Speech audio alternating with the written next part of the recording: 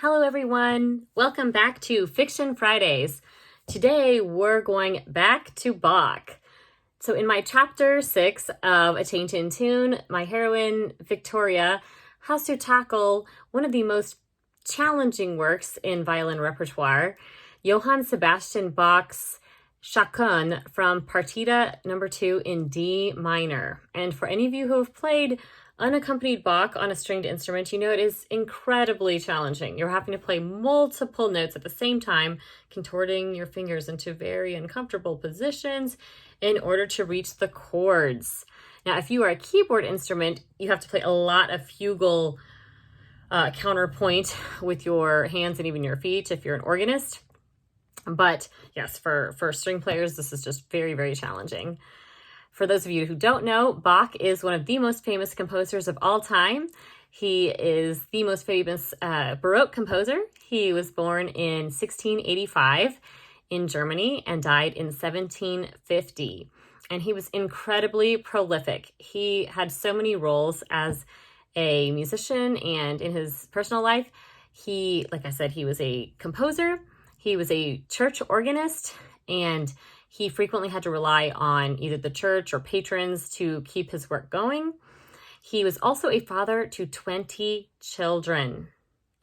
So yes, on the days when we think it's challenging with 2, 3, 4, 5 children, I have 2, think about Bach and how he managed to work with 20, and that might give you a little bit of motivation to keep going.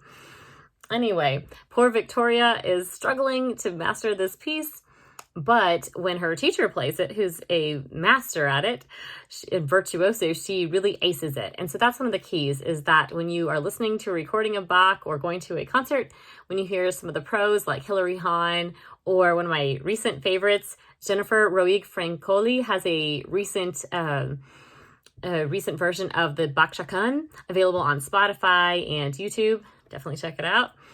You will really enjoy hearing it. They almost make it sound effortless. However, when you hear beginners tackling it, or even just kind of the first time reading through it, the Chaconne can be somewhat challenging, a bit ear-piercing for everyone.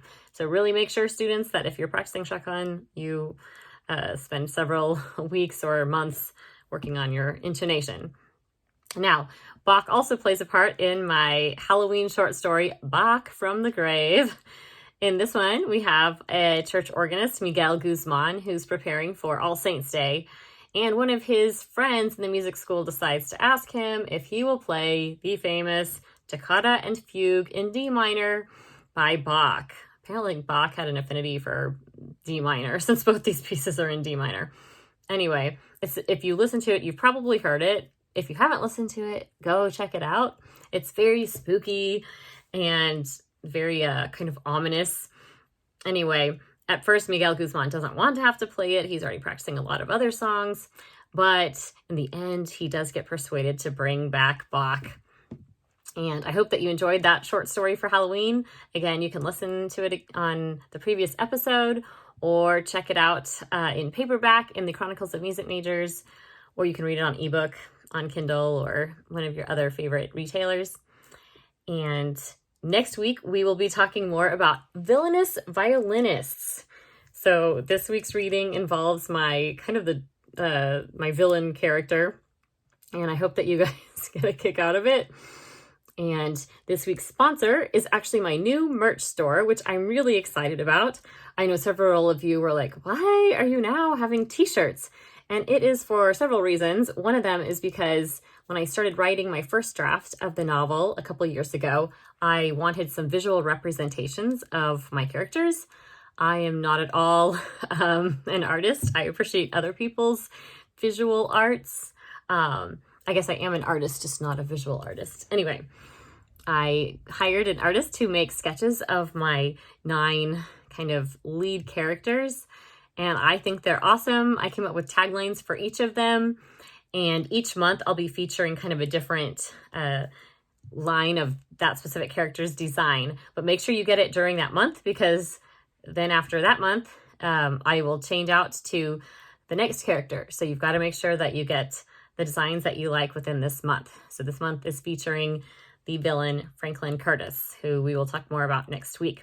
And every purchase on my merch store does support Ruscott Creative. I use a lot of it to cover costs of labor and editing. Editing comes in multiple formats, whether it's story editing, like developmental editors and copy editors, as well as cover designs or sketches and like the artwork that kind of goes along with it, as well as marketing. So every little bit helps. And if you're willing to buy some of the, I think they're kind of quirky, funny products, I would greatly appreciate it, especially as the holidays are coming up. They might make good gifts for the musicians in your life. So stay tuned, and I'll see you next week.